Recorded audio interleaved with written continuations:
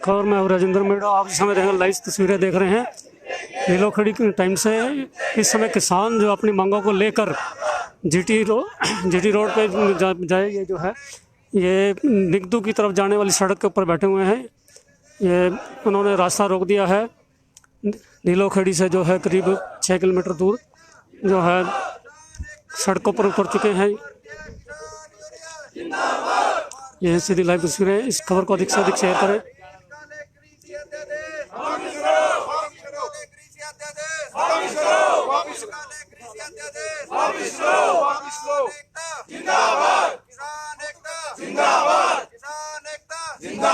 भारतीय किसान यूनियन जिंदाबाद, भारतीय किसान यूनियन जिंदाबाद। खट्टर सरकार मुर्दाबाद, खट्टर सरकार मुर्दाबाद, खट्टर सरकार मुर्दाबाद। दुष्यंत चौटाला मुर्दाबाद, दुष्यंत चौटाला मुर्दाबाद, दुष्यंत चौटाला मुर्दाबाद। मोदी साहब मुर्दाबाद, मोदी साहब मुर्दाबाद, मोदी साहब मुर्दाबाद, मोदी साहब की सरकार मुर्दाबाद, मोदी सरकार मुर्दाबाद। बोलने वाला कौन है? ये बोलेगा, प्रधान बोलेगा। लो पकड़ो। आज के बताइए, आंदोलन क्यों कर रखा है आपने? आज जो सरकार ने किसान के खिलाफ 3 अध्यादेश जो लेकर के आई है सरकार, वो तीनों अध्यादेश किसान के खिलाफ हैं, काला कानून है। किसान इसमें बर्बाद होने जा रहा है, इसलिए किसान अब जाग चुके हैं। किसान अब पीछे हटने वाले नहीं हैं। आर पार की लड़ाई शुरू हो चुकी है। आज के बाद 25 तारीख को पूरा देश बंद होने जा रहा है। इसके बाद जो किसान रूपरेखा बनती रहेगी, हम लड़ते रहेंगे। किसान के हकों की लड़ाई है ये, इसलिए हम यहाँ पर सड़क के ऊपर बैठे हैं दोपहरी के अंदर। तो किसानों के अंदर ये बात जाग चुके हैं, किसान भी हमारी ज़मीनें घुसने जा रही हैं।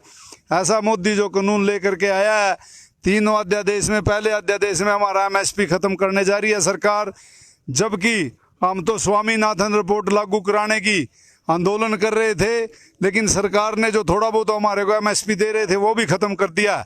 दूसरा, जो हमारे ये मंडी बोर्ड हैं, इनको समाप्त करना चाह रही है सरकार, ताकि सरकार सभी चीज़ों से पीछा छुटवाना चाह रही है।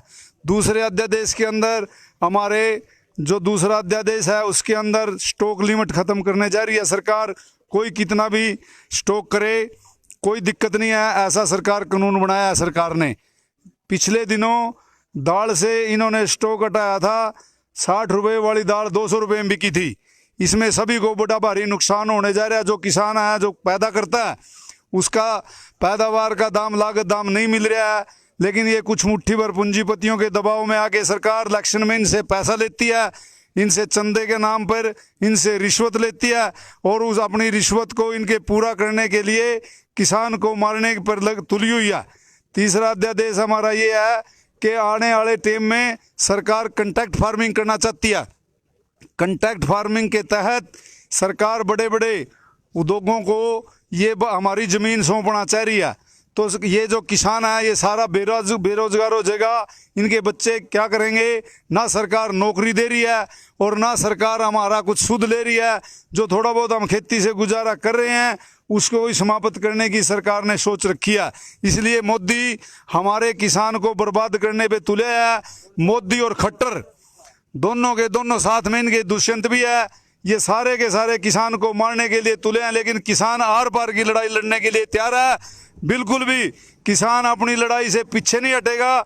जितना भी ज़्यादा ये किसान को दबाना चाहेंगे, उतना ही किसान निकल के बाहर आ रहा है। जैसे गेंद को जितना दबाया जाता है, गेंद उतना ऊंचे जाती है।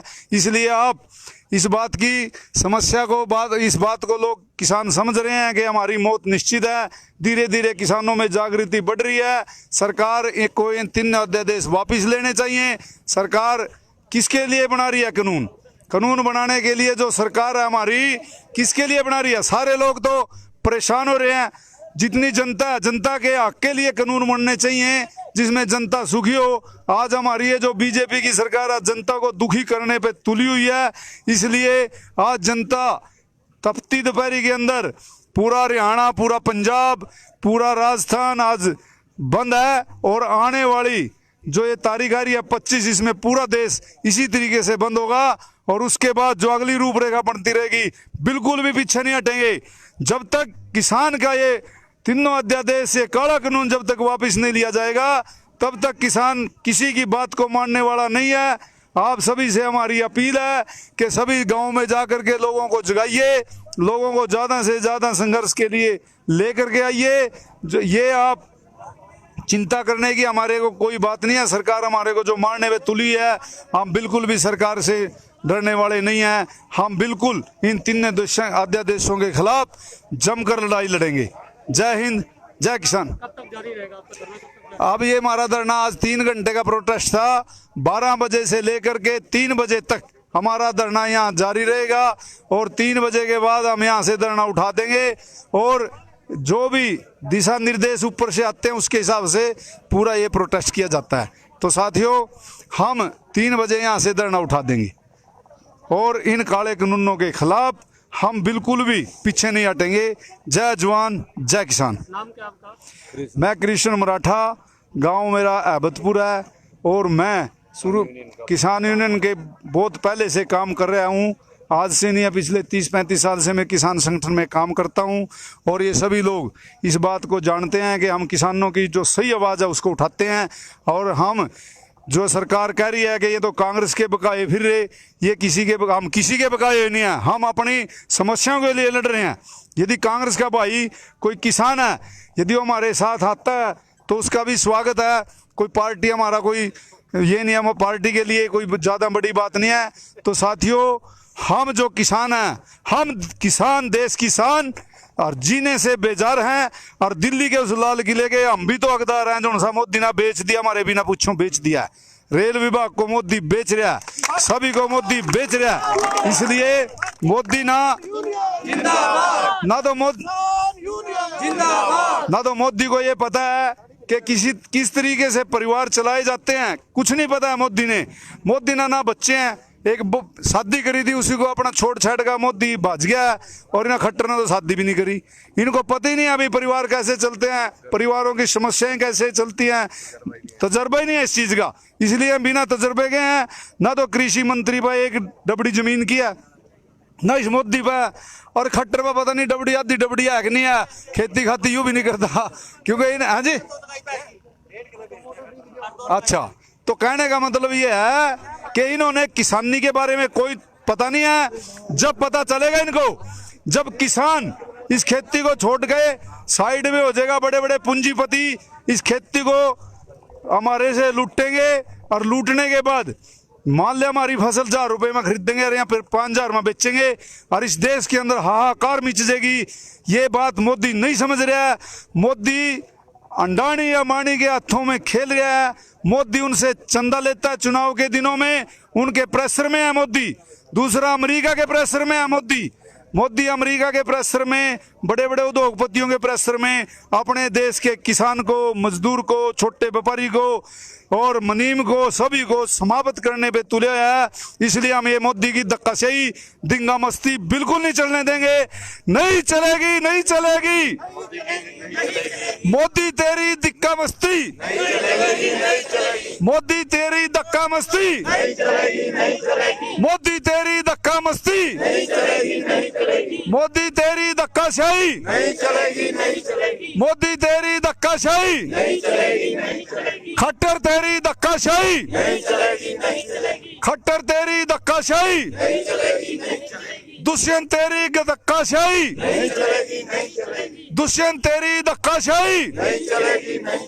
साथियों, हमने जो वोट इसको उधर इसके एरिया में जो हमारा उप मुख्यमंत्री है, उन्होंने बीजेपी के खिलाफ वोट दी थी, वो इसके घर पे धरना लेकर के आ रहे हैं। वो कह रहे हैं कि भाई हमने आपको वोट दी थी बीजेपी के खिलाफ और बीजेपी के खिलाफ हमने वोट दी थी और आप बाद में बीजेपी के साथ जुड़ चुके हो।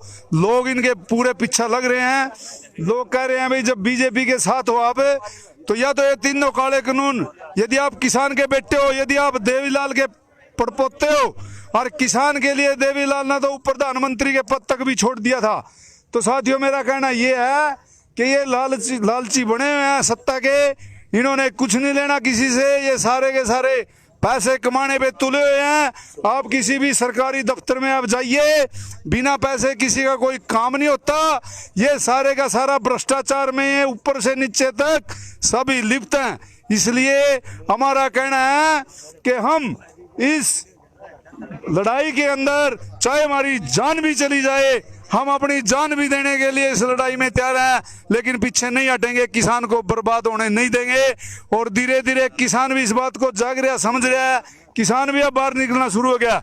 ये चीज हमने देखी थी जब निस्संग कांड होया था, जब किसानों के अंदर इतना जोश था, आज उससे भी कई गुना जोश है।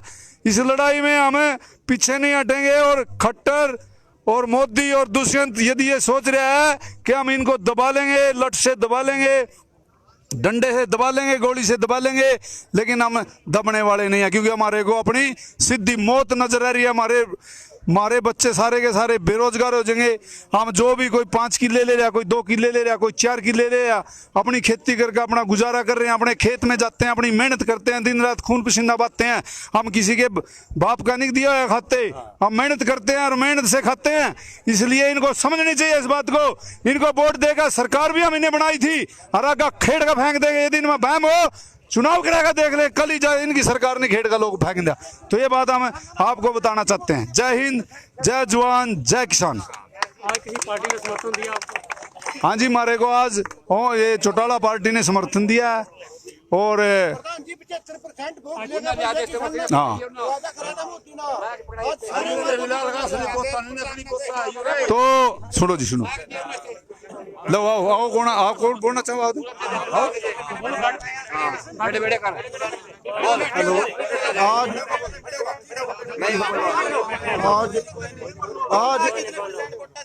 आज हरियाणा के अंदर जो भी सरकार कर रही है किसानों के साथ, वहाँ पिपली के अंदर लाठियां बजवाई किसाना पा। मैं वहीं बैठे था धरने पा, किसाना के 10-12 किसाना के सिर फोड़े। और अनिल भी तुम्हारा कहता है मंत्री क्या बना रखे यू, बाबा क्या बोलते हैं इसको, तो ये कह रहा है अभी लाठी नहीं किसी आदमी का लाठी नहीं बजी। मेरे 6-10 आदमी का लाठियां बजी जी, वहाँ सिर पटे और लोग ठा ठा का उन्हें बेहोश होकर ले गए, दवाइयाँ दी। और जब हम मुना अस्पताल का नहीं ले जाते, पुलिस ने हम जान नहीं दिए। वो कह रहे अलार्म दिखाओ मेरे को। अलार्म कौन काटेगा किसान की? जब पुलिस ने हम जाने नहीं दिए, अलार्म कौन काटेगा? तो क्या मांग करते हो आप गवर्नमेंट से? क्या मांग करते हो? हमारे गवर्नमेंट से एक मांग रखते हैं भाई, जो ये आप 3 अध्यादेश लाए यहाँ, ये किसानों के हक में नहीं है। आप इसको चुपचाप वापस कर लो और किसानों की मंडियों को बचाओ। और ये 25 तारीख को किसानों की धान की खरीद चालू करो। सबसे बड़ी हरियाणा में समस्या ये चल रही है इस टाइम। जब 90 दिन का टाइम दे दिया इन सरकार ना, 15 तारीख को मतलब इन जीरी की इजाजत दे दी लगाने की, तो 15 को ही ना बोली देनी चाहिए थी। तो पहली तारीख को जैसे सरकार कह रही, टाइम पूरा हो जा, जीरी पक जा। पहले मुख्यमंत्री ने बयान दिया था कि हम 25 तारीख को धान खरीदेंगे। हम सरकार को ये कहना चाहते हैं भाई, जब वो 15 यानी जून को जीरी लगाने की इजाजत देती है, तो 3 महीने की फसल है, 3 महीने में पककर तैयार हो जाती है 90 दिन में। तो 15 सितंबर को इन्होंने बोली दे देनी चाहिए, क्योंकि अब किसान की सारी फसल तैयार है पककर, और वो खेत में गिर रही है, किसान काट नहीं रहा, क्योंकि बोली इन्होंने अभी तक दी नहीं। कई 1000 एकड़ जमीन पे फसल तैयार खड़ी है और वो खराब होने जा रही है। तो ये सरकार की लापरवाही है। या फिर वो 30 तारीख से इजाजत दो जीरी लगाने की, जब 15 से इजाजत दी तो 15 को ही बोली शुरू होनी चाहिए थी। मांग यही है भाई हमारी, 15 तारीख से 20 से आज से ही बोली देनी चाहिए इन्होंने, जब किसान की फसल तैयार है। असली मांग तो किसान की यही है, जब फसल तैयार हो रही है। और ये 3 अध्यादेश जो इन्होंने लाए हैं, ये सारे किसान के हित में नहीं है। इसका सर्वे करवाओ, निरीक्षण करवाओ सारा फील्ड में घूम के। सारे मतलब आड़ती भी परेशान, हम भी परेशान, सारी दुनिया ही परेशान कर दी इन्होंने। इसीलिए मोदी सरकार बनाई थी। तो मोदी ने ये सारा किसान वर्ग को खत्म करने जा रहे हैं। ये खट्टर की तो छाती पर जून ही रेंग रही है अभी तक, उसने पता नहीं क्या हो रहा। अब जब 5 साल बाद इलेक्शन होगा ना, फिर पता चल जाएगा इसको भाई ये किसान वर्ग की क्या ताकत है। और ये पूछता अभी चावल काट का बेचो, और मेरे से पूछ के जीरी लगाई थी। तो ये इसीलिए पूछ के ही करना पड़ेगा इससे सारा काम। जब किसान वर्ग खत्म हो जाएगा, फिर क्या करेगा ये? कहाँ से अनाज लाओगे, कहाँ से गेहूं लाएंगे, चावल आवेगा? ये कहता भाई चावल काट के बेचो अपनी ना।